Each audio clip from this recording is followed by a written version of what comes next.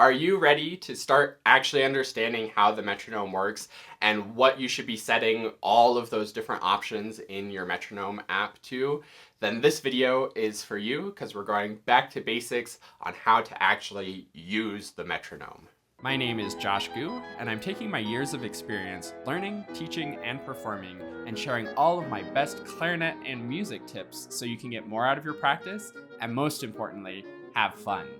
You can learn more about all of my many resources at QuickStartClarinet.com, and don't forget to subscribe to this channel and hit the bell to get notified when I post new videos.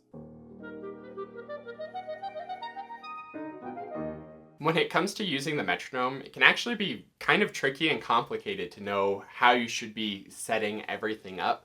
And I'm going to be demonstrating this using the Tonal Energy app, which is really an app that I recommend every musician should have. It's a few dollars in the App Store, but it is so worth it. It's incredibly powerful as a tuner. It has drones, it has sound analysis, and it has a really powerful and fleshed out metronome as well. However, because there's so many options and so many things you can do with it, it can be a little intimidating to start working with the metronome and get all of the settings set up the right way. So I'm going to be sort of demonstrating how to set up those settings in Tonal Energy specifically, but this will also apply to any metronome app or even physical metronome that you're using. So let's start by going through what all of the little settings mean and how you can take an actual tempo marking in a piece of music and translate that into metronome settings. So starting off at the top left of Tonal Energy, and again, depending on the app you're using, this will change and will be different, but we have a quarter note up here, and this is to choose what the beat actually is. This one, you're pretty much going to want to just leave as the default, where in 4/4, for example, we have the quarter note as the beat. So that's why it's a quarter note here, as it's showing that's the quarter note beat. If you were in something like 2/2, then you could change it to a half note beat. But Tonal Energy is going to do most of that work for you. So if I changed the meter to something like 2/2, for example, then it would automatically change this beat to the half note. And you even have this default setting. So generally, I just recommend leaving that on the default and you'll be in good shape. Now, the next thing, which we already got a little tease of, is the meter. The meter is going to be to set to whatever the time signature is. Time signature and meter are pretty much interchangeable words. So set that to whatever it is. A lot of times it's going to be 4/4. So you can set that to 4/4. And then for your subdivision, most of the time, you're going to want to leave the subdivision on whatever the beat is. So in 4/4, we want our subdivision to be the quarter note. So when we play the metronome in quarter notes in 4/4, we get this sound.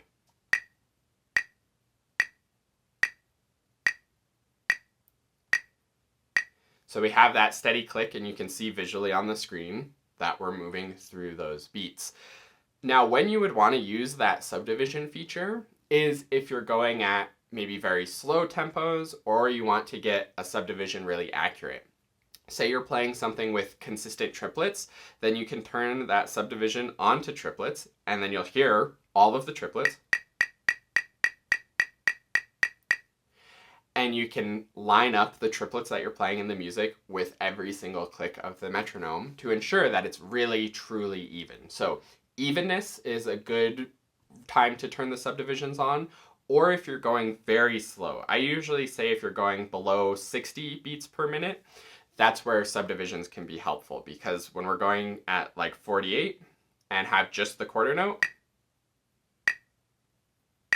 there's a lot of space between each click, and it's really easy to get off or to not be able to anticipate where that next click is going to be. And there's just so much empty space there that if we turn the eighth notes on,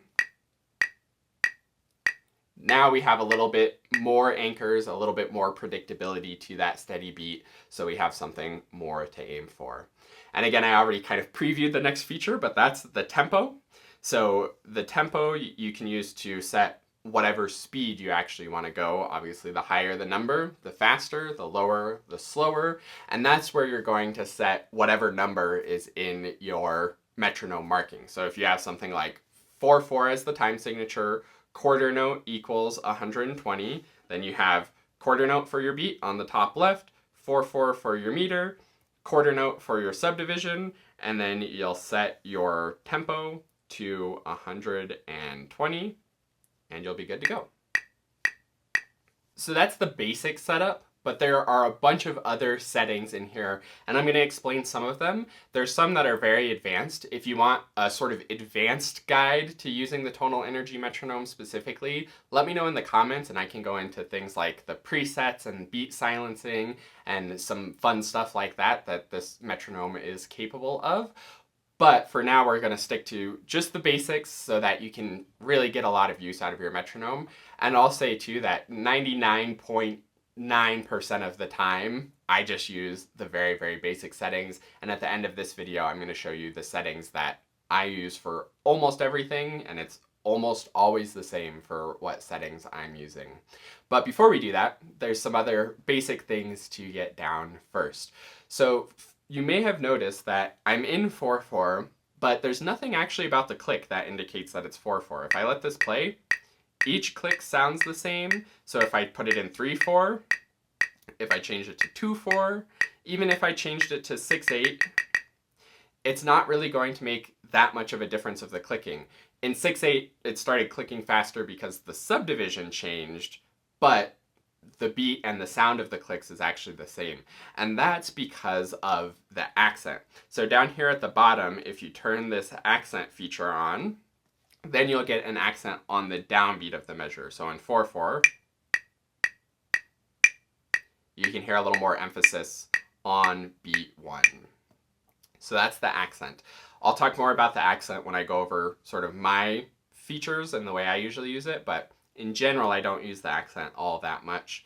One other thing that's kind of nifty, that's slightly more of an advanced feature that's not totally necessary, is you can actually tap on these and change the silence and the sound of the beats. So if you want sort of like a 2 and 4 backbeat thing, maybe you could do, and then that sounds like the snare drum on a drum set. If you want to really make sure that you're landing on beats 1 and 3, you can get a little extra accent there. It's very subtle when it's not the downbeat, but it is still a little slightly different sound.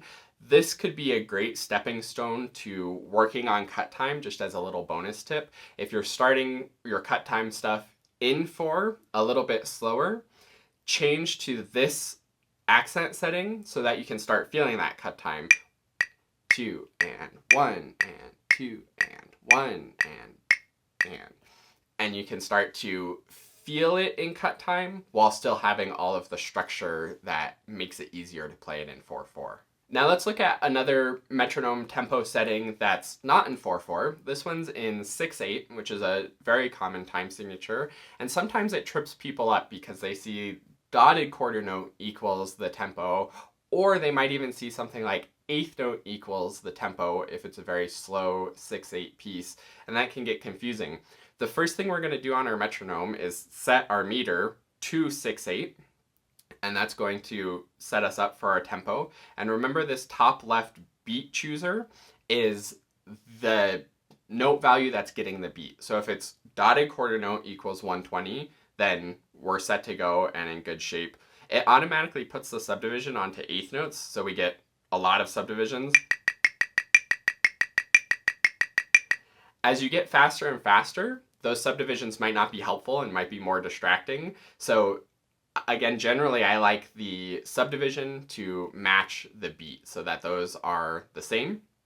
And then we get something that's a little more manageable. So that's just your 1, 2, 1, 2, 1 and 2 and 1 and 2 and. And that's similar to what a conductor would be conducting in 6/8 at 120. But you may also find a piece that says 6/8, eighth note equals 120, or any tempo. So what we're going to do there is change our beat chooser to the eighth note. And then because this is going to be much slower, and we start doing it with this subdivision, and we get a lot of time in between each click. So now it might be helpful to turn on the eighth note subdivision, which makes sense because now the subdivision eighth notes are matching the beat chooser eighth notes, and then it's going to be easier to play with. And often, if the piece is saying eighth note equals 120, the conductor will probably conduct the eighth notes and give you 1, 2, 3, 4, 5, 6. So it makes perfect sense to practice with the metronome also giving you 1, 2, 3, 4, 5, 6. So those are the basics of the metronome and the things that you should be paying attention to when you're setting up your metronome. It's these three things across the top of the screen, making sure that they're set to settings that make sense for it, quarter notes or eighth notes, depending on what the tempo says, that you're set to the right meter, and generally that your subdivision is matching the beat, unless you're going very slow and need extra subdivisions to aim for. And then you change your tempos down here and shift that to whatever tempo you want to do. You should probably go slower because that's the best use of the metronome, is to go slower and keep yourself from rushing and keep yourself truly steady. So slow practice is great. That's not really a tip on how to use the metronome. That's just a tip on what you should actually be doing in your practice. But that's the basic overview of it. Now I want to give you one more little bonus tip of how I personally use the metronome, probably 80 to 90% of the time, actually, honestly, probably 95% of the time. And that's that I don't even care about what the meter says. I set it to 1/4, no, not 2/4, set it to 1/4 on quarter notes so that I just get a steady click.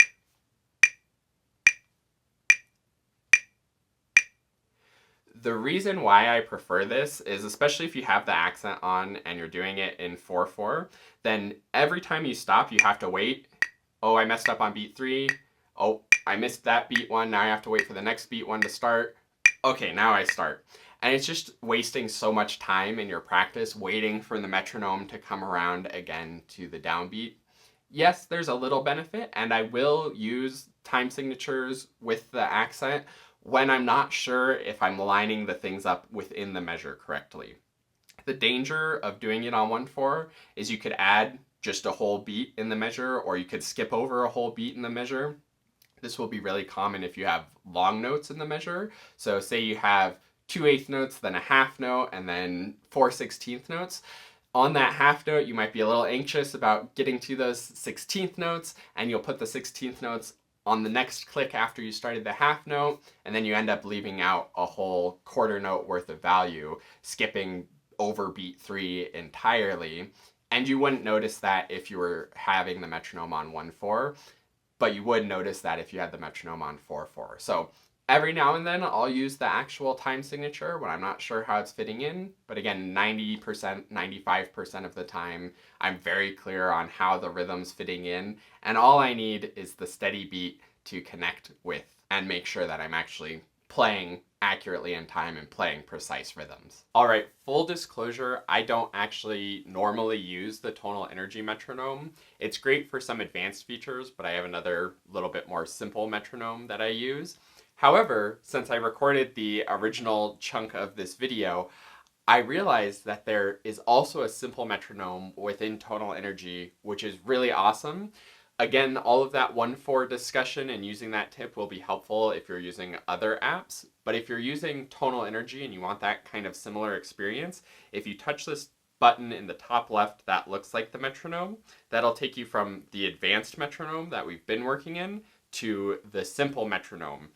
Notice in the simple metronome, a lot of those complicated settings go away. You just have the subdivision up here at the top, no time signature, you don't have to worry about the beat value or anything like that, and there's nothing else really to be confusing about it. So you just set your tempo to whatever tempo you're working on, and then just play,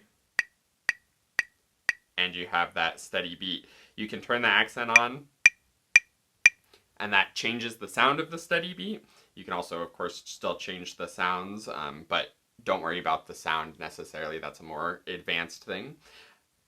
But you can have that sort of 1/4 feeling without having to worry about it. This just gives you that very basic, simple click, which is awesome. You'll notice in the middle of the screen, it doesn't have the numbers because it doesn't make sense to have numbers because there is no time signature.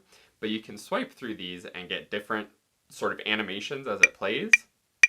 One of my favorite ones is this foot tapping one, where you can see sort of how you should be tapping your foot, and you can tap your foot along with it as well, just with that fun visual. But that very first one is really simple, where it's just on when it's on, off when it's off, and you don't have to worry about the visuals if you want the most simple version of it.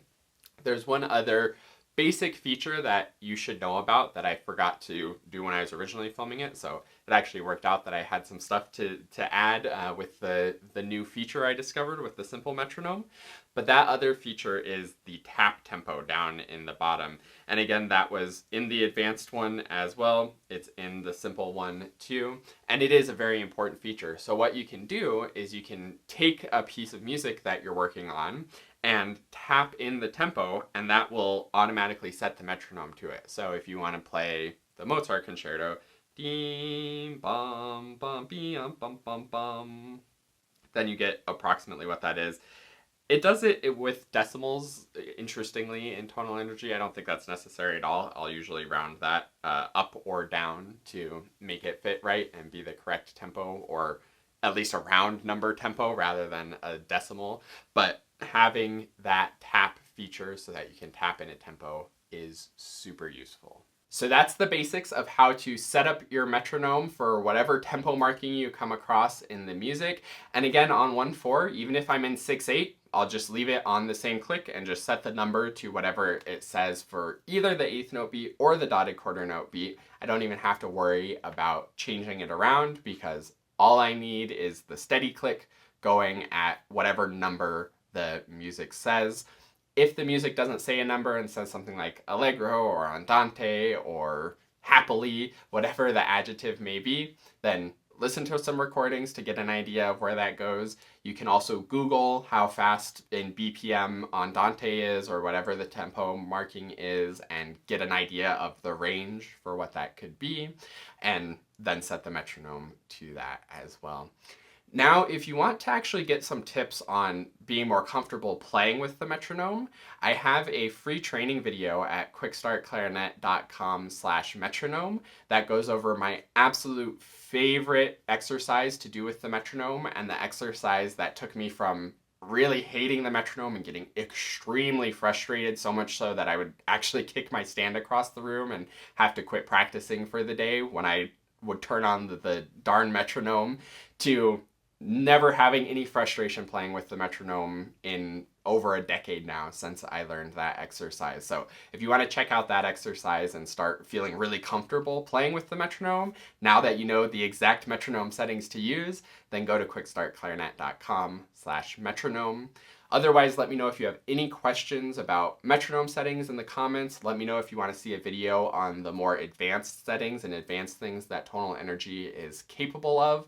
Thanks so much for watching this video, and I look forward to seeing you in another one. And last but not least, a huge heartfelt thank you to the Dennersons. This is like the QuickStart Clarinet family who supports the channel and helps to make everything that I do possible. If you would like to support the channel and get some awesome rewards in return, where we can work one-on-one over video and you can have my full support moving forward on your clarinet journey, then go to quickstartclarinet.com/supporter.